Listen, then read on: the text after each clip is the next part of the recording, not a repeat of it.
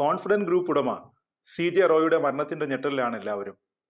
ആദായ നികുതി വകുപ്പിന്റെ റെയ്ഡിനിടെയാണ് റോയ് സ്വയം ജീവനൊടുക്കിയത്. റോയിയുടെ മരണം വലിയ ചർച്ചയായി മാറിയിട്ടുണ്ട്. അതിനിടെ ആദായ നികുതി വകുപ്പിനെതിരെ ഗുരുതര ആരോപണവുമായി കുടുംബം രംഗത്ത് വന്നു.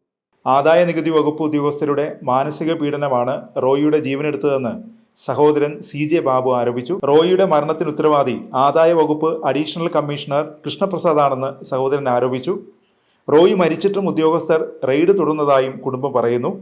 3 ദിവസമായി റോയിയെ ആദായ നികുതി വകുപ്പ് ഉദ്യോഗസ്ഥർ ചോദ്യം ചെയ്യുന്നു. ഇത് റോയിയെ മാനസികമായി തളർത്തിയെന്നും കുടുംബം പറയുന്നു. പ്രമുഖ ബിൽഡറായ ഡോക്ടർ CJ റോയ് ജീവനൊടുക്കിയത് 56-ാം വയസ്സിലാണ്. ബംഗളൂരു അശോക് നഗറിലെ ഓഫീസിൽ വെച്ച് സ്വയം വെടിവെച്ച് മരിക്കുകയായിരുന്നു.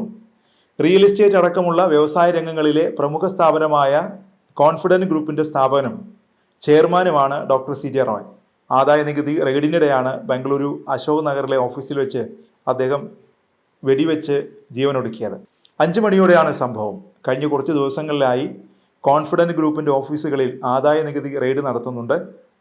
അദ്ദേഹം വലിയ മാനസിക സമ്മർദ്ദത്തിലായിരുന്നു എന്ന് അദ്ദേഹത്തിന്റെ ജീവനക്കാർ തന്നെ മാധ്യമങ്ങളോട് പറയുന്നു. കൊച്ചിയിൽ നിന്നുള്ള ഇൻകം ടാക്സ് സംഘമാണ് റെയ്ഡിനെത്തിയത്. രാവിലെ 10 മണിക്ക് ശേഷമാണ് ഇൻകം ടാക്സ് ഉദ്യോഗസ്ഥർ റെയ്ഡ് ആരംഭിച്ചത്. പലതവണ ഇൻകം ടാക്സ് ഉദ്യോഗസ്ഥർ സ്ഥാപനത്തിൽ റെയ്ഡ് നടത്തിയിരുന്നു. ഇതിനെതിരെ CJ റോയ് കോടതിയെ സമീപിച്ചിരുന്നു.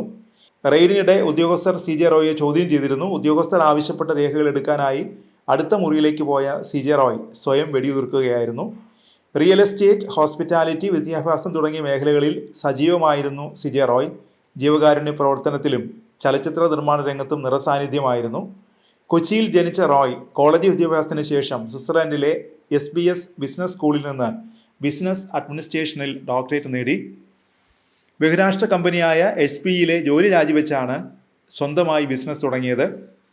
2006-ലാണ് കോൺഫിഡന്റ് ഗ്രൂപ്പിന് തുടക്കമിട്ടത്. കേരളത്തിലും ബംഗളൂരുവിലും റിയൽ എസ്റ്റേറ്റ് പ്രോജക്റ്റുകളിലൂടെ കോൺഫിഡന്റ് ഗ്രൂപ്പ് വളർന്നു.